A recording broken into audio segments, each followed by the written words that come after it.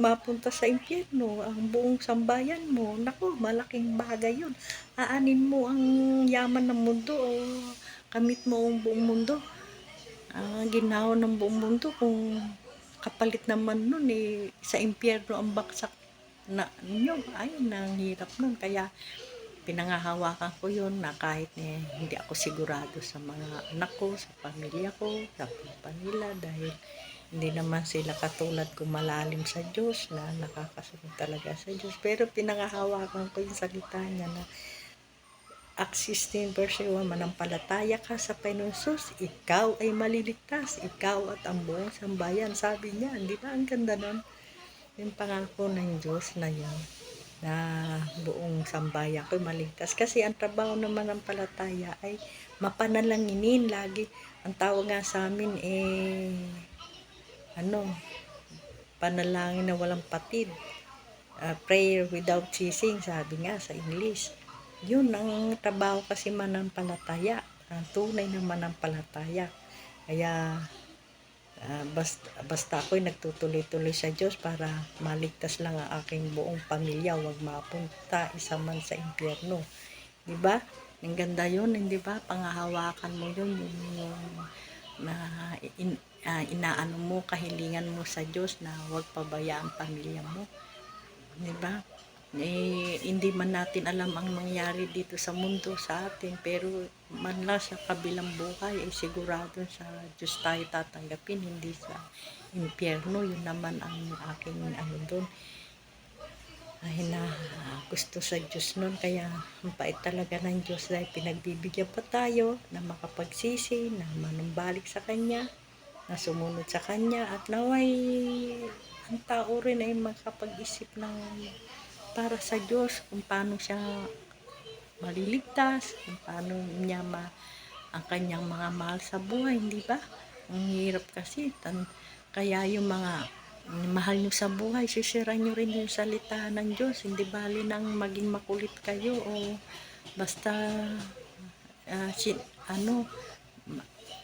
minamalasakitan mo sila para lang sila ay matuto at maging sa Diyos, maging malapit sa Diyos, di ba?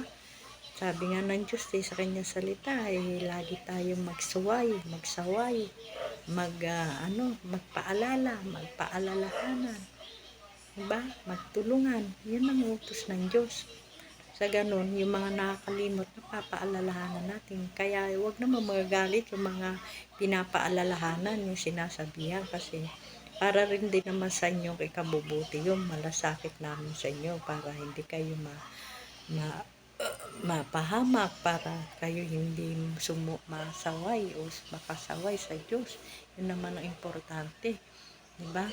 Para isipin nyo, dalawa naghihintay sa atin sa kabilang buhay, sa impyerno at kalangit-langitan. Saan mo pangarap? Alangan naman sa impyerno. Talaga naman ang dapat nating pagsikapan at hingin ng tulong at habag sa Diyos ay hindi tayo mahiwalay sa Kanya. Mapunta tayo sa Kanyang kaharian, sa kalangit-langitan, sa langit, hindi sa impyerno. Sa pamagitan niyan sa pagsunod natin sa ating Panginoong Jesus. Dahil siya ang tunay at daan, ang katotohanan, buhay, na kaligtasan natin. Diba? Sa John 14 ba yun? At saka John 3:3? John 3:16.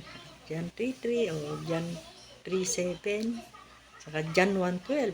Lahat daw ng palataya at tumanggap sa ngalan ng Panginoon Jesus. Tinanggap siya bilang Panginoon niya tagapagligtas sa kanyang puso.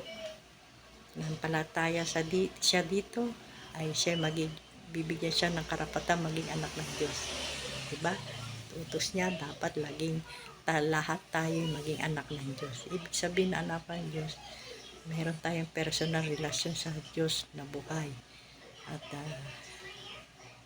ang ibig sabihin ng born again sa John 3:3 o John 3:7 ay kailangan daw ipanganak na muli. Yun ang born again, hindi naman religion yun. Yun ay utos at